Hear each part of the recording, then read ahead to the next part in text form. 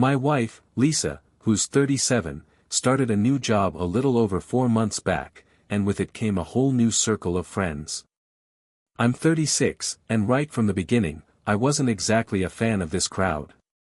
They're intense feminists, always casting themselves as victims and spinning every topic into a social justice issue. They're the kind of people who would find fault whether you opened a door for them or didn't. It was impossible to win with them. Initially, I shrugged it off with a laugh, but over the past couple of months, I've noticed some troubling changes in Lisa. We've been married for 11 years and have 2 kids, a 10-year-old daughter and an 8-year-old son, but things seem to be unraveling. She started accusing me of bizarre things, saying I was born evil just because, historically, men have oppressed women. No matter what I did, whether small gestures or thoughtful actions, she'd twist it into another reason for an argument. Things that used to bring her joy were suddenly causing friction. I tried to stay calm, often ending arguments by saying, "All I've done is love you." She'd settle down for a bit, but by the next day, it would start again from a fresh angle. Then, about 5 weeks ago, I couldn't shake a gut feeling that something was really off. Lisa began staying out late, not bothering to tell me where she was, and if I tried to call, she wouldn't pick up. A few times, she came home drunk, acting distant and cold, only to brush it off the next day by saying I was being paranoid or controlling. This same cycle played out again and again. I tried snooping on her phone, but she was clever enough to delete most of her messages. Still, I did catch one conversation with one of her new friends, where they discussed ways for her to suggest an open relationship. That's when it all clicked for me. I knew she was cheating. She finally broached the topic over breakfast one morning, trying to pass it off as a casual idea. Fortunately, I was ready. I'd been reading similar stories on Reddit, and I realized there was no way to salvage our marriage. My focus shifted to protecting myself and the kids while keeping my dignity. I didn't yell or lose my cool, instead, I calmly started asking questions. She had seemed confident until she noticed my expression shift, and I looked her straight in the eye. "Who is he?" I asked, keeping my voice steady. She tried to play innocent, acting like she had no idea what I was talking about. I told her firmly, "If we're going to talk about this, don't insult me by lying. Be honest, or there's no point in even discussing it." She hesitated but eventually admitted to having 2 one-night stands with married men she'd met while out with her friends. She also said she was planning to sleep with a colleague because, in her words, "it's good for me." She insisted that I had no right to control her choices. I felt a wave of nausea but kept pressing for details. Who were these men? Were they married? Did she use protection? She answered everything without a hint of remorse. Then, as if it were the most natural thing, she offered to set me up with one of her friends, saying this friend was really into me. I was dumbfounded. At that point, I asked for her phone, and surprisingly, she handed it over before heading to the bathroom. Once she was out of sight, I locked myself in my office and used recovery software to pull up deleted content. What I found was exactly what I expected, a trove of painful evidence. Within half an hour, I had everything I needed. I even installed a tracking app on her phone to keep tabs on her future activities. When I stepped out of the office, I handed her back the phone and told her to leave. She erupted, yelling and accusing me of being controlling, saying over and over that I'd held her back, that I'd never truly loved her, and that I had no right to stop her from doing what she wanted. I barely responded, just stayed silent as I packed up her things while she vented. Eventually, I stood by the front door, waiting for her to run out of words. In the end, she gathered her stuff and headed to her parents' house, but not before I told her, "You're single now, free to do whatever you want. I'm not controlling you anymore." When she turned around to answer, I just shut the door. Later that evening, I saw her chatting with her friends online. They were cheering her on, calling her strong and saying she deserved better than me. One of them, Jessica, even suggested that if she needed to, she could accuse me of domestic abuse to get everything. I was in disbelief. I'd never threatened her, not once. I ordered cameras right then to install around the house. Not long after, she messaged her affair partner, setting up a meeting with him at a hotel. I was furious but kept my cool. I tracked down his wife on Facebook, told her everything, and even mentioned where they'd planned to meet. She thanked me and hung up. A few hours later, she sent me a video. She'd gone to the hotel and confronted them both.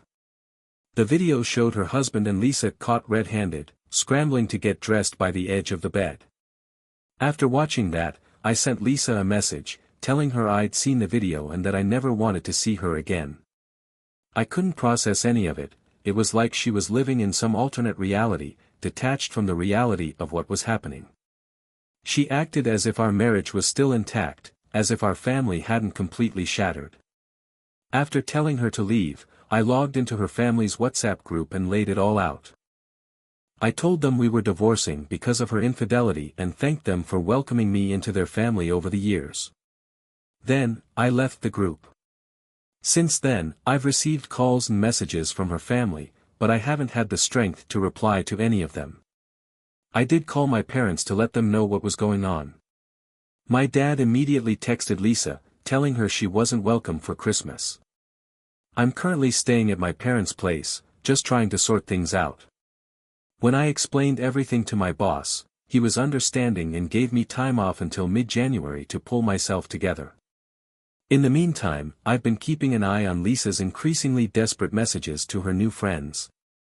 She still doesn't seem to grasp the reality of what she's done. She's lost her family, her marriage is over, and the people she thought were her friends don't actually care about her.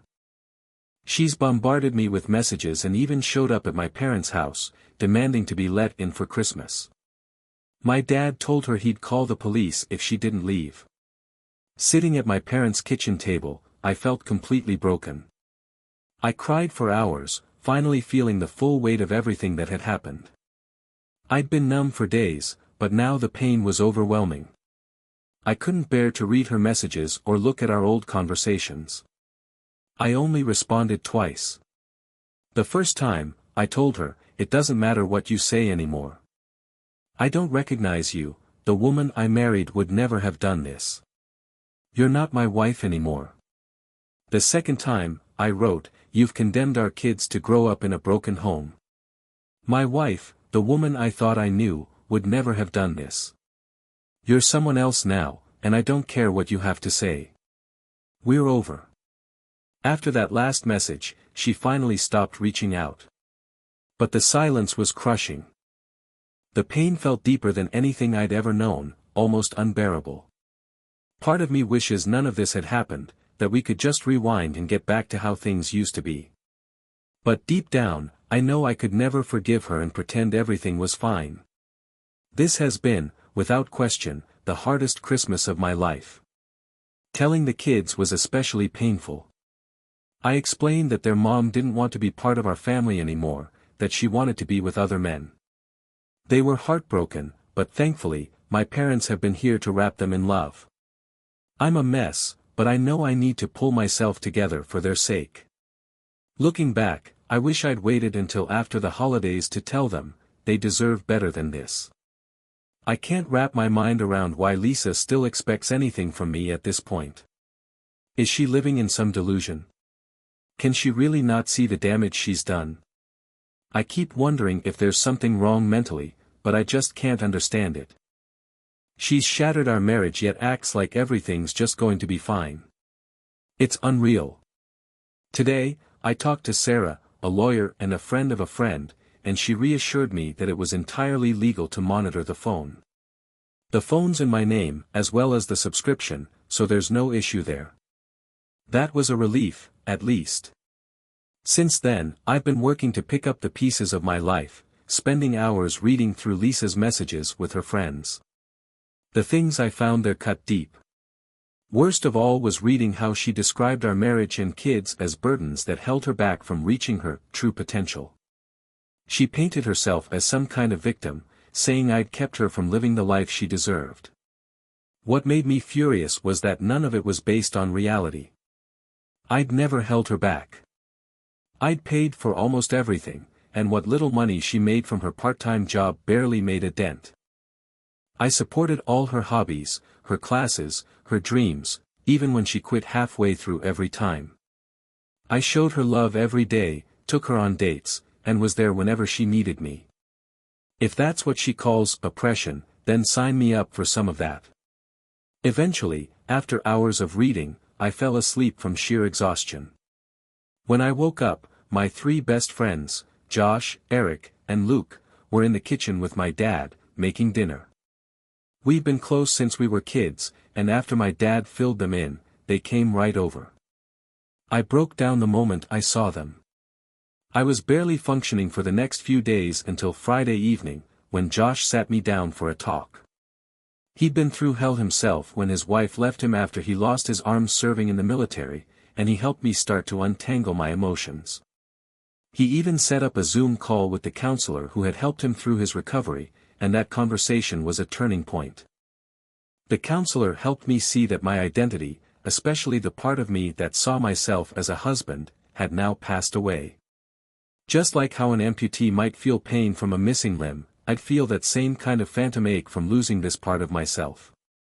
We talked for hours, and since then, I've been gradually feeling better. My friend Eric, who's an executive at a security company, though he's always cagey about his exact role, really stepped up. He's successful, well off, and he reached out to a law firm his company keeps on retainer. By Sunday morning, I was speaking with a lawyer I never could have afforded on my own. Eric's always been a bit of a nerd, and back in the day, he faced a lot of bullying. He told me not to worry about the legal fees, that he'd cover it all as a way of repaying me for all the times I'd stood up for him back in school. Meanwhile, my friend Luke, who teaches at a private school and has 7 kids of his own, yes, 7, has stepped in to help care for my kids. They adore him and his family, and Luke's made sure they're looked after while I try to get my life back on track. Yesterday was a whirlwind. It started early with an STD test, and the results hit me like a punch. My wife's affair had left me with chlamydia. I'll need to get another test in 6 months. That news was the breaking point. All my sadness boiled over into pure anger. I was officially done with her. My lawyer Sarah managed to track down the ex-husband of one of Lisa's friends, the same friend who bragged about how she'd wrecked her ex's life in their divorce. They found him quickly through court records, which is something I never would have thought of. I reached out to him on WhatsApp, and he actually thanked me for contacting him. What he shared about his experience was heart-wrenching. He'd been left homeless, barely able to see his kids for 4 years, all because of the lies his ex-wife, Jessica, had spread. After that conversation, I felt ready for the fight ahead. I know the legal system often leans against men in these situations, but I'm gathering every piece of evidence I can. Sarah suggested filing for a restraining order against Lisa based on her negative, even hostile, views about men, especially for our son's well-being. Growing up with a parent who openly speaks against men can have serious, lasting effects, so I agreed. We're going for full custody, and the restraining order is expected to be served today. I had a Zoom call with Lisa, my soon-to-be ex-wife, and it felt unreal. She hadn't reached out to me or the kids since she'd left, making it obvious she didn't care about us. When we talked, she was all dressed up in a revealing top, trying to look her best, something I hadn't seen her do in years. During the call, she kept trying to push my buttons, hoping I'd lose my temper, but I stayed calm. Sarah had prepped me well, advising me to suggest an amicable divorce first, and only go contested if necessary. Lisa didn't disappoint. She opened the call with the most bizarre comment, talking about the difference between 2 kinds of men, those who stay about the same size whether they're aroused or not and those who grow significantly when excited. I was floored. Who starts a conversation like that with their spouse? Then she mentioned how eager she was for the pandemic restrictions to lift so she could explore this topic more in person. I told her I wasn't interested in her hobbies, and that I only wanted to discuss our divorce. She turned hostile when I didn't react the way she wanted. At one point, she muted the call, and I could see her checking with her friends about what to do next. I even heard her curse me simply for being a man. It was obvious she still believed she held all the cards, as if I had no choice but to go along with her demands. The call got us nowhere, so I told her we'd move forward with a contested divorce. I also mentioned the chlamydia and told her she might want to get tested since I hadn't been with anyone else. She just glared at me, clearly refusing to believe it. Afterward, I sent the recording to Sarah, who was as shocked as I was. At this point, everyone around me is convinced Lisa has completely lost it. Maybe she has, but since I legally own her phone and the account, I can use the chat logs in court. After the call, she had a frantic conversation with her friends, but I finally stopped caring about their chatter. Sarah's confident we'll win this unless there's some hidden factor I haven't seen. The pain is still there, but now it feels distant, like a phantom ache. I'm done wallowing in self-pity, it's time to fight, and I'm not going to hold anything back. I have to protect myself and my kids, no matter how much it hurts. I keep telling myself the kids will be okay, and I'll make sure they get every bit of therapy and support they need. As for Lisa, soon to be my ex-wife, she'll just fade into a distant memory. My focus is on building a better life for myself and the kids. Today, though, I found out something else that broke me all over again. She knew she had chlamydia and got treated without telling me. She even laughed about it with her friends. That only deepened my anger. How could she treat something so serious like it was a joke? People keep telling me how strong I am or how I seem to be handling all this mess, but I wish that were true. If anything, I feel like I'm drowning. This is the last thing I wanted.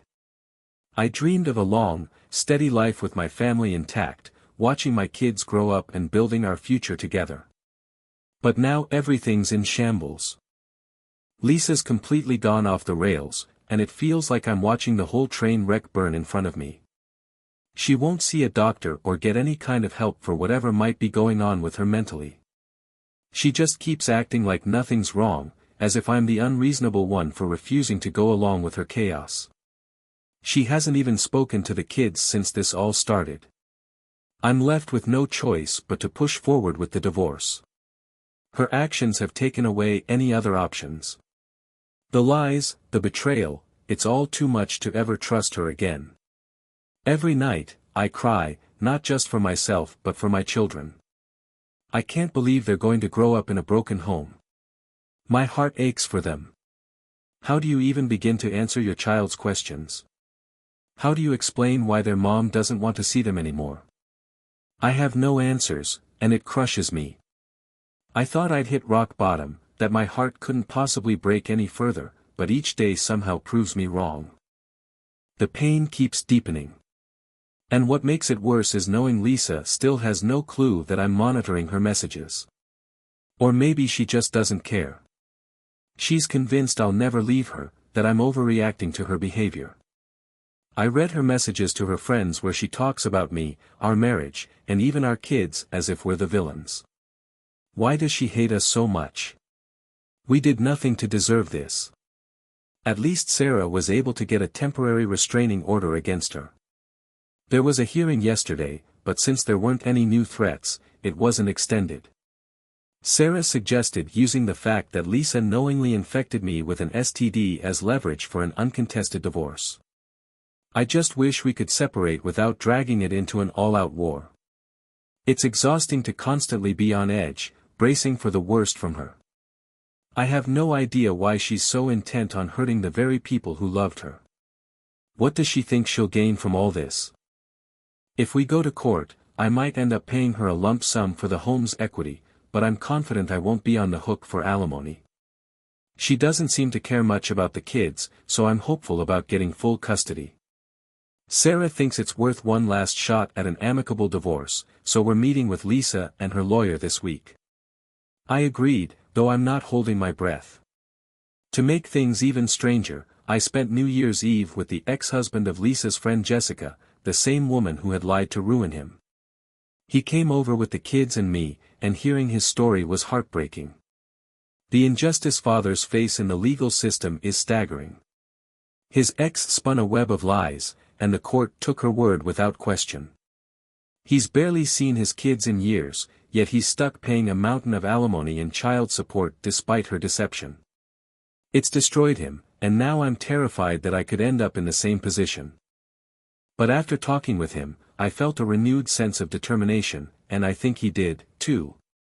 We had a long discussion with Sarah, my lawyer, and she advised him to hold off on making any moves for now. She explained that if he acted too soon, it would tip our hand, revealing we had access to their conversations. Our strategy was to hold on to that information until we could use it to our advantage during my upcoming meeting with Lisa and her lawyer. Sarah's focus right now is on getting me out of this marriage as smoothly and quickly as possible. I just need to be free from her. If Lisa fights it, this could drag on for who knows how long, and I'm already at my breaking point. I'll update you all after the meeting or if things escalate into a full-blown court battle. This entire situation only seems to get more bizarre. Yesterday, we finally had the meeting with Sarah, Lisa, and her supposed legal representation. Lisa showed up 30 minutes late, and to my disbelief, she didn't even bring a lawyer. Instead, she arrived with one of her new friends, Jessica, the very same woman who's been egging her on from the start. Before the meeting, Sarah had given me clear instructions: stay calm, don't react, no matter what they say, and if she placed both hands flat on the table, I was to stay completely silent. So there they were, walking in late, no masks, and full of attitude. Jessica tried every trick to insult me, and Lisa joined in, of course. They spent most of the time laughing and throwing jabs, as if they weren't sitting in a legal meeting about ending our marriage. The strangest part was how Lisa still seemed to think this was all a game. She genuinely believed I couldn't divorce her, that only she could leave me and on her terms. In her mind, she'd be the one coming out on top. I barely said a word, only responding with things like, "Yes, you're probably right," or "I don't know." The whole scene was so absurd, I could hardly believe it.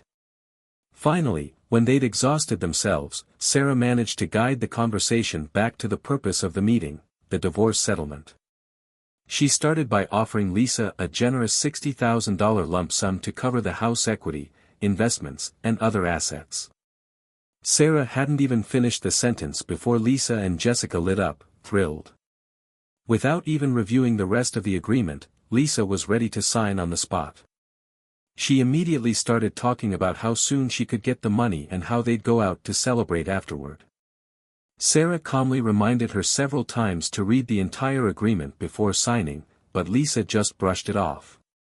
They were eager to wrap things up and head out.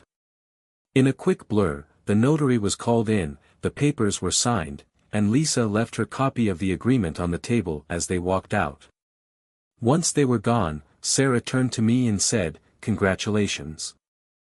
She admitted this was one of the strangest divorce negotiations she'd ever witnessed.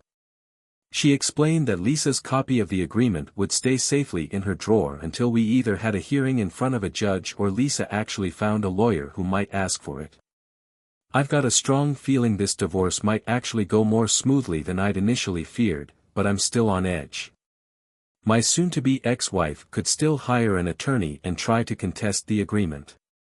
Sarah mentioned she's ready to call in every favor she's got to secure an early hearing with the judge, likely over video call. Following advice from folks on Reddit, I hired a private investigator yesterday. He snapped photos of Lisa kissing two different men at separate bars, and later, she went to a hotel with one of them. Now, I have a hefty pile of evidence if I need it. Lisa signed off on granting me full custody of the kids and a one-time payment of $60,000, no spousal support, no strings attached.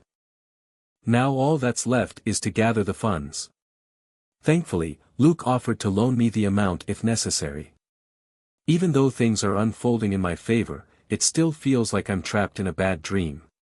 Part of me fully expects Lisa to pull some last-minute stunt, maybe even accuse me of abuse or something involving the kids. Sarah advised me to keep a low profile, cover all expenses as usual, and avoid creating any waves. I'm supposed to avoid talking to anyone we both know and just keep quiet until the hearing. Now, it's all about waiting. The hearing took place yesterday, and I'm essentially divorced now. The paperwork will take about 4 to 6 months to be finalized, but at this point, neither of us can change the outcome unless we both decide to stop it.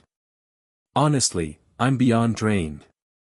I haven't had a good night's sleep in what feels like ages, and I'm typing this out in the hope I can finally rest afterward. Sarah worked her magic and got us a hearing in just 12 days after filing the papers. I'm sure she called in some major favors for this. But things took a wild turn on Friday morning when several police officers showed up at my door with a search warrant. I was stunned and worried about the kids, so I asked if I could take them outside while they searched. Thankfully, they allowed it. The warrant was valid, but I was in such a haze I could hardly process it. Turns out, Lisa's behavior had led to some dangerous situations. While I waited outside, the police combed through my entire house. I called Sarah, but there wasn't much she could do at that moment.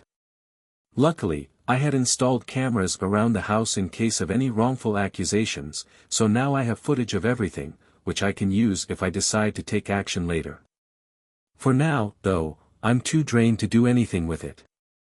It turns out that Lisa and her 3 friends had taken my car, driven it while high and drunk, and crashed it into a house at high speed. They were all arrested, and one of her friends, Jessica, is in critical condition. Police found drugs on all of them, and Jessica, the one who'd bragged about ruining her ex-husband, had been behind the wheel. The whole thing was a disaster. When I got back inside after the police left, I broke down. The house was trashed, it was the last straw for me. I called my dad, who immediately came over with my mom, and they took the kids and me to their house. While I sat on their back porch, feeling completely defeated, my dad rallied about 20 friends and relatives. They worked tirelessly to clean and repair everything in the house, scrubbing every surface, doing the laundry, fixing broken furniture, and even taking care of the small things, like loose door handles. I was floored by their kindness and support. I don't know how I'll ever repay them, but they lifted me out of a dark place. I went from feeling utterly hopeless to starting to feel okay again. Meanwhile, Jessica's house was raided, and even more drugs were found. Her kids had been left alone without a babysitter, so Child Protective Services stepped in and took them. Tom, her ex-husband, was granted temporary emergency custody. He's thrilled, as he's barely seen his kids over the last 5 years due to her lies and manipulation. He still has to go through court to make it permanent, but things are looking promising for him. I hope Jessica ends up serving time, especially if her friend doesn't pull through. Tom's planning to go after her for child support and some form of compensation for all the harm she caused him, though he doesn't expect much. Still, just having his kids back is a victory in itself. It's clear now that Tom doesn't want to waste his time fighting in court. His main focus is on being there for his kids and making sure they're cared for. Jessica had clearly neglected them for a long time. On a brighter note, Eric has been amazing throughout this ordeal. He arranged for Tom to move into a rental apartment through one of his contacts. Honestly, I'm realizing just how little I know about Eric's private and professional life, and I plan to change that soon. Back to the chaos, Jessica was the one driving when they crashed into that house, and everyone in the car got hurt. Between the drugs and alcohol, things were bad enough that search warrants were issued for all their homes. Since Lisa's still registered at my address, my house was searched early Sunday morning. That day, I made a major decision: I'm selling this house and moving away as soon as I can. I can't risk going through this nightmare again. Sunday evening, I got a call from Lisa's parents. Their house had been searched, too. They'd visited Lisa in jail on Saturday and no longer trusted anything she said. They came over to talk, and it turns out she had lied to them about everything. On the nights she was out partying and cheating, she told them she was staying with me and that we were working things out. They had no idea how much damage she'd caused me and the kids. They thought her cheating was a one-time, drunken mistake, that's the story she told them. Then, on Monday, Lisa called me, asking if I'd post her $15,000 bail. Her parents had already refused. I spoke with Sarah, and we came up with a plan. The bail would come out of Lisa's settlement money, with her mom as custodian of the remaining funds. Sarah insisted on this arrangement to ensure Lisa couldn't miss the hearing. With no other options, Lisa signed the paperwork. She was released on Monday afternoon, but her parents told me she refused to meet their conditions, like quitting drugs, committing to rehab, and cutting ties with her toxic friends. She left their house on Tuesday to stay with some of her new friends. It was no surprise when Lisa didn't show up for the hearing. After presenting everything to the judge, including the weekend's events, I was granted full custody of the kids. The settlement terms we agreed on still stand: no spousal support, full custody for me, and the financial arrangements remain unchanged. The whole process took only about 30 minutes. Though it will take 4 to 6 months for the paperwork to be fully processed, it's done, nothing can change it now. I should feel relieved, but instead, I feel completely hollow. People congratulate me as if I've won some kind of battle, but this doesn't feel like a victory, it's just pain. I still love Lisa. She was my best friend, my soulmate. Even though that love is shattered, it's still there, and it hurts so deeply. No one comes out of this a winner. I lose, she loses, and worst of all, our kids lose. When people congratulate me, it feels like they're praising me for saving half a kneecap after losing both legs. The pain is constant, and sleep feels impossible. When I do manage to fall asleep, I'm haunted by nightmares that wake me in a cold sweat. Today, I got a call from the hospital. Since I'm still listed as Lisa's emergency contact and she's still on my health insurance, they reached out to me. Apparently, she was in a fight, lost a few teeth, broke her jaw, and got pretty beat up. I brought her parents with me to the hospital, where we found out her so-called friends had attacked her after seeing the chat logs between her and Jessica. They thought Lisa had leaked the messages and turned on her. Even now, Lisa hasn't figured out that I'm the one monitoring her messages. I'm going to keep paying for her phone and insurance until the divorce is finalized, just to play it safe. While we were there, she asked if she could move back in. I told her there's no way. Her parents said they wouldn't support her financially unless she got clean and stayed clean for a year. They offered her a place to stay under those strict conditions, but I don't know if she'll take them up on it. For the first time, I saw a hint of regret in her eyes, though I'm not convinced it's genuine. She did say, "I'm sorry I ruined everything," but she couldn't even look me in the eye. Seeing her like this hurt, and part of me wanted to shield her, but I can't ignore that she's an adult making these reckless choices. I need to protect my kids first. She didn't ask about the hearing or even seem to care about her critically injured friend. She just sat there, looking frustrated. I still can't make sense of any of it. She's lost everything, her family, her dignity, and for what? A string of meaningless highs and affairs. I can't handle the chaos anymore, so I'm going no contact until Lisa has been clean for a significant amount of time. I know a lot of people have been messaging me for updates. I planned to post one yesterday but just didn't have the energy. I'm feeling pretty drained and exhausted, and sleep is scarce. When I do manage to sleep, I wake up from nightmares. The one bit of good news is that the kids are doing much better. My dad has been my rock, and I honestly don't know what I'd do without him.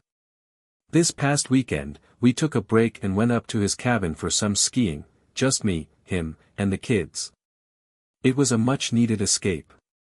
I haven't spoken to Lisa much, but I did end up talking to one of her friends from that night, the one who'd been in critical condition. She's awake now, but she's in rough shape. The nurse told me no one has come to visit her, and even her family refused to see her.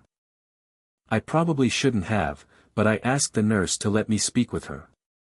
I wanted to understand more about what had happened, and the nurse agreed to set it up.